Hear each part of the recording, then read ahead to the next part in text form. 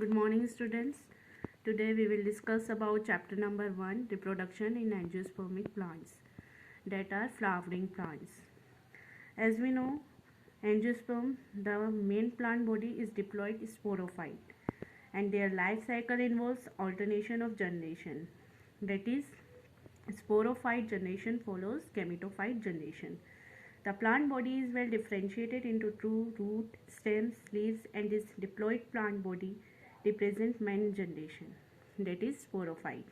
The second generation develops on the diploid plant body and is highly reduced, haploid, and short-lived, that is gametophyte.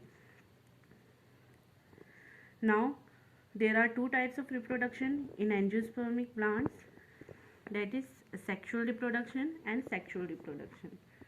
In asexual reproduction, many crucial events of sexual reproduction such as gamete formation and fusion do not take place. So this type of reproduction is called asexual reproduction or apomixis. The generation produced is genetically identical to their parent plants, also known as clones. Asexual reproduction is again of two types,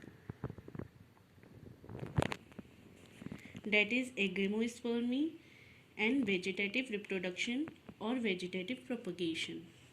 Agamospermy, as the name indicates, A means without, gamous means fertilization, sperma means seeds. The propagation through seed, but in the seed development of meiosis and syngamy do not take place. Seed formation present but gametes do not develop. Next, vegetative reproduction or vegetative propagation. This type of reproduction of plants takes place from any of the other vegetative part except seed.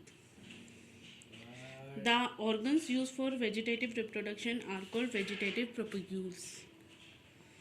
Vegetative propagation is of two types, natural vegetative propagation and artificial vegetative propagation.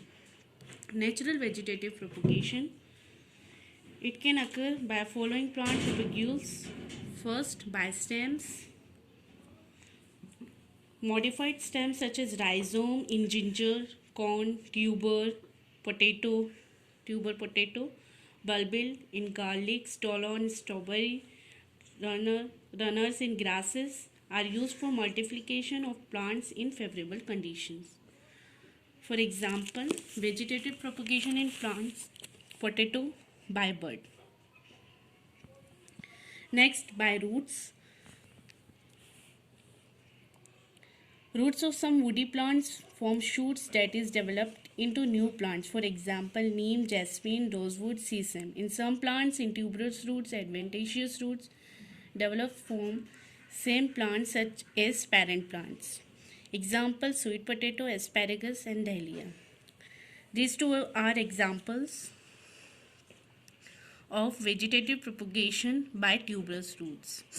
First in sweet potato and second one in dahlia. Next come by leaves.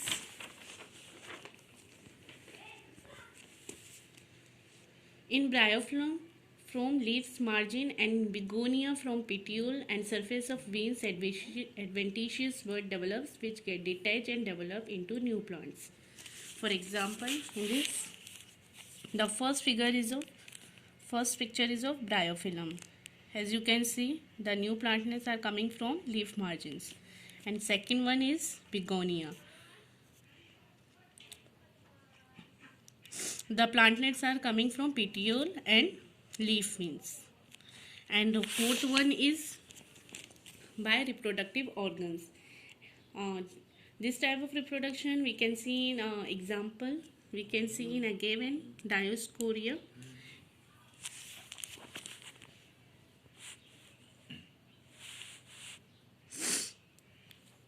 In some plants, flower bud converts into bulbils, and when they fall on ground, they give rise to plants. That's all for today.